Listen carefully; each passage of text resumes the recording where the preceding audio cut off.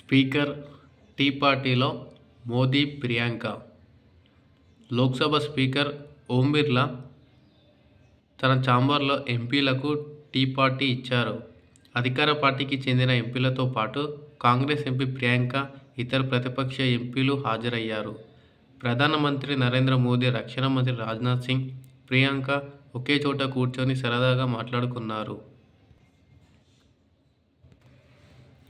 ఇట్లా పార్టీలు, పగలు, విమర్శలు ఇట్లాంటివి లేకుండా అట్లా మంచిగా ప్రశాంతంగా కూర్చొని మాట్లాడుకుంటూ అట్లా టీ తాగుతుంటే చాలా బాగుంటుంది. అది ఇట్లా లీడర్స్ అందరు ఇట్లా కూర్చొని తాగడం అయితే చాలా బాగుంది. ప్రపంచ కుబేరుల్లో Ambani family. Bloomberg world 25 richest families జాబితాలో 8వ స్థానం. సంపద దాదాపు 9.50 లక్షల కోట్లు. భారత్ నుంచి ఒకే ఫ్యామిలీ వరుసగా 7వసారి చోటు. లిస్టులో ఫస్ట్ ఫేజ్లో Walmart owners Walton family.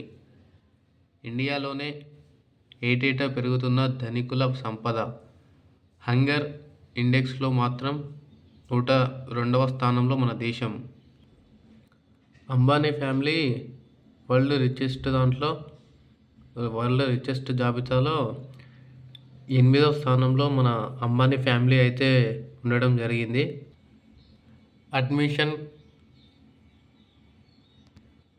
Additional కలెక్టర్ల వసూలు దందా. భూభారతిలో మార్పు చేర్పులకు లంచాలు డిమాండ్. అన్ని సక్రమంగా ఉన్నా పైసలిస్తేనే ఫైల్ క్లియర్. ఎంఆర్ఓలు, ఆర్డీఓలు రికమెండ్ చేసిన ఫైళ్లను పక్కన పెడుతున్నారు. తమ భూమికి తాము లంచం ఇవ్వాల్సిన దుస్థితి ఏంటని బాధిత రైతుల ఆవేదన. సీసీఎల్ఏలో మానిటరింగ్ సిస్టమ్ ఏర్పాటు చేసే యోచనలో ప్రభుత్వం. ఇట్లా ఈ లంచాలది మన దగ్గర ఎప్పటి నుంచో నడుస్తుంది. ఇవాళ కొత్త ఏం కాదు. ఇవాళ వీళ్ళు పైసలు తీసుకొని పనిచేస్తుర్రు, రైతులు బాధపడుతుర్రు అన్నట్టు ఏం కాదు. ఇది ఎప్పటి నుంచో ఉన్న ఆనవాయితీ ఇది తరతరాలుగా వస్తూనే ఉంది. ఇట్లా లంచాలు ఇస్తేనే పని అనేది జల్దీ అయిపోతుంది. అన్ని పేపర్లు అన్నీ కరెక్ట్ ఉన్నా కూడా మన అధికారులు అయితే నీకు అది లేదు, ఇది లేదు అని చెప్పేసి అంటారు. దాన్ని తిప్పుతూనే ఉంటారు. వానికి కావాల్సింది ఏంది? లంచం. పైసలు ఇస్తే వాడు పని చేస్తాడు, పైసలు ఇవ్వండి వాడు ఏదేదో చెప్తాడు, మన దగ్గర ఉండవు. ఇదేం కొత్త కాదు. దీన్ని ఎవ్వడేం మార్చలేడు. దీన్ని అందరు అలవాటు పడ్డరు. బాగా పబ్లిక్ అలవాటు పడ్డరు. అటు అధికారులు, ఇటు రాజకీయ నాయకులు అందరికీ తెలుసు ఇది పైసలు ఇస్తేనే పని జరుగుతుంది అని చెప్పి. సీఎం దీనిపైన సీరియస్ అయ్యారు. ఈ వసూల దందాపై తీవ్ర ఆగ్రహం వ్యక్తం చేశారు. భూభారతి చట్టాన్ని, రెవెన్యూ సదస్సు ఆశయాన్ని అధికారులను నీరుగారుస్తుంది. దండంపై ఆయన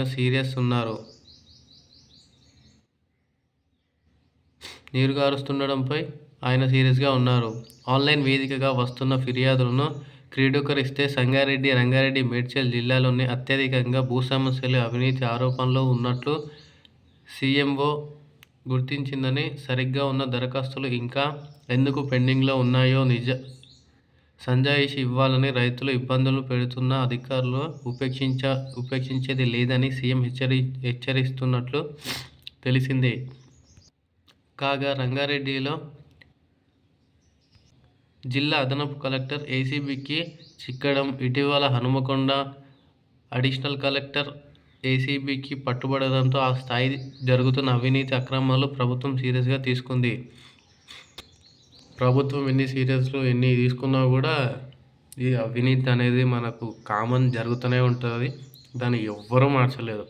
సీఎం, పీఎం ఎవ్వరూ మార్చలేరు. గట్టిగా అనుకుంటే అవుతుంది, కానీ వీళ్ళు గట్టిగా అనుకోరు కదా. ఎందుకు అనుకుంటారు? అనుకోరు.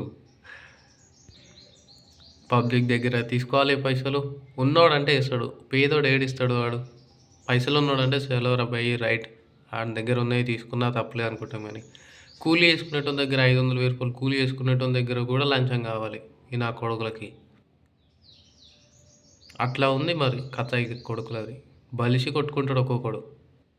జాబ్ ఉందనే అహంకారము, బలుపు, కావరము అందుకే లంచాలు తీసుకుంటారు. పేదోని దగ్గర కూడా తీసుకుంటారు. 500, రూ. 1000 పని చేసుకునేటోని దగ్గర కూడా నాకు లంచం కావాలి అని అంటాడు.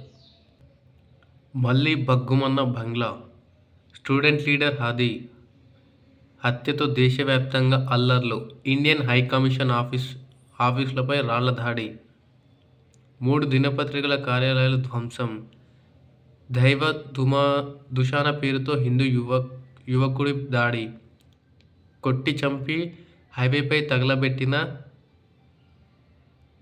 తగలబెట్టి హింసాత్మకంగా చేశారనమాట. ఇదైతే దాడి చాలా దారుణం. ఇదైతే వీళ్ళైతే చాలా ఎక్కువ చేస్తున్నారు బంగ్లా వాళ్ళు. మన హిందూ యువకుడిని కొట్టి చంపేసి తన తలని హైవే పైన తగలబెట్టేసారంట ఈ కొడుకులు. ఇట్లనా? ఇంత అరాచకం ఉంటుందా? 41 మంది మావోయిస్టులు లొంగుబాటు, పోలీసులకు 24 ఆయుధాలు అప్పగింత, మావోయిస్టులపై ఆపరేషన్లు ముగిసిపోవు DGP Sridhar Reddy, Maoist cadre నాయకత్వం తప్పుదారి నడుస్తున్నది. మార్చి 31 తర్వాత కూడా భద్రతా బలగాలు ఆపరేషన్లు కొనసాగుతాయి. తెలంగాణ చెందిన 54 మంది కూడా లొంగిపోవాలని హితవు. మావోయిస్టులు నిన్న లొంగిపోయారు అన్నమాట డీజీపీ ఎదుట. 41 మంది మావోయిస్టులు మొత్తం లొంగిపోయారు. వాళ్ళ ఆయుధాలు మొత్తం పోలీసులకు అప్పగించేశారు. త్వరలో 25 నుంచి 30 మందికి నామినేటెడ్ పోస్టులు లిస్టు సిద్ధం చేసిన PCC chief Mahesh, party incharge Meenakshi Natarajan, CM ఆదేశించగానే ప్రకటన. మరో people's plaza, IMAX Ambedkar statue మధ్యన ఉన్న ఖాళీ స్థలంలో ఏర్పాటు, ఎగ్జిబిషన్లు, ఈవెంట్లు నిర్వహణ కోసం చేస్తున్నారన్నమాట ఈ పీపుల్స్ ప్లాజా. బ్యాంకుల రూల్స్ మారితేనే సైబర్ నేరాలు తగ్గుతాయి. మ్యూల్ అకౌంట్ కంట్రోల్కు ఆర్బీఐ కఠినంగా ఉండాలి. హైదరాబాద్ సిపి సంజనర్ ఆర్జీవీ గవర్నర్ను కలిసిన సిపి. నీళ్లను వేస్ట్ చేస్తే యాక్షన్ తీసుకోండి. ఇండ్లు, వాహనాలు కడిగితే ఊరుకోవద్దు. సమీక్ష సమావేశంలో water board MD Ashok Reddy 100 రోజుల్లో 15,000 ఇంకుడు గుంతలు ప్లాన్.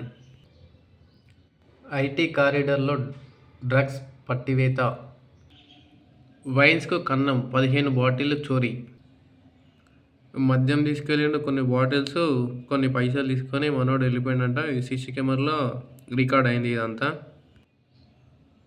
కానీ ఎంతైతే మాత్రం గట్లా వైన్స్లకి దూకి దొంగతనం చేసుకొని పైసలు తీసుకొని మందు తీసుకొని ఏంది ఇదంతా? కొడుకులకు భయం లేకుండా పోతుంది ఒక్కొక్కరికి. అందుకే ఇట్లా చేస్తారు. భయం ఉంటే, భక్తి ఉంటే అన్నీ అవుతాయి. ఇవి లేవు కొడుకులకి, అందుకే ఇట్లా. పట్టాల పేరుతో ఫారెస్ట్ ల్యాండ్ సాఫ్. ఎల్కతుర్తి మండలంలోని ఇనుపరాతి గుట్టలో 50 ఎకరాల భూమి చదును. రోడ్ల కోసం 2 కిలోమీటర్ల పొడవున చెట్ల తొలగింపు. అన్నీ తెలిసిన ఫారెస్ట్ ఆఫీసర్లు పట్టించుకోవడం లేదంటున్న స్థానికులు. ఉద్యమానికి సిద్ధమవుతున్న ఓరుగల్లు వైల్డ్ లైఫ్ సొసైటీ ప్రతినిధులు. గుడ్లగుబ్బ కోసం ఆగిన క్వారీ పనులు. గుడ్లు పెట్టి పొదుగుతుందని పనులు వాయిదా. అరుదైన గుడ్లగుబ్బ కావడంతో ప్రతిరోజు పర్యవేక్షిస్తున్న ఆఫీసర్లు. ఇది అరుదైన ఇండియన్ రాక్ ఈగల్. జిల్లా ఫారెస్ట్ ఆఫీసర్లు గుర్తించారు అన్నమాట. అందుకని చెప్పేసి దీన్ని డిస్టర్బ్ చేయవద్దు అని చెప్పి పనులు అయితే చేయకండి, ఇక్కడ వేరే సైడ్ చేసుకోండి. 5 ఎకరాలు ఉంటే ఆ 3 ఎకరాలలో చేసుకోండి, ఈ 2 ఎకరాలలో ఇక్కడ ఏం చేయకండి అని అన్నారు. 3 గుడ్లు ఏమో ఉన్నాయి, అవి పెరిగి బయటికి వచ్చి ఎగిరేంత వరకు ఇక్కడనే ఉంటాయి ఇంకా అవి. యువరాజ్ సోను సూద్ ఆస్తుల అటాచ్. బెట్టింగ్ యాప్ ప్రమోషన్ల కేసులో ఈడీ అధికారుల నిర్ణయం. నిజాయితీ లేని అధికారులతో దేశానికి ముప్పు. ఇది 100% కరెక్ట్. నిజాయితీ లేని వాళ్ళు మన దేశంలో ఉంటే మన దేశానికి ఎంతో ముప్పు ఉంటుంది. ఎందుకంటే వాళ్ళు పైసల కోసం దేశాన్ని ఏమైనా చేస్తారు. ఆ 10 మంది ఎమ్మెల్యేలతో రాజీనామా చేయించాలి. 66% మంది ప్రజలు కాంగ్రెస్‌తో ఉంటే ఎన్నికలకు రావాలి. కేటీఆర్ స్పీకర్ ముందు కడియం పోచారం పచ్చి అబద్ధాలు చెబుతున్నారని మన కేటీఆర్ ఫైర్ అయిపోయారు.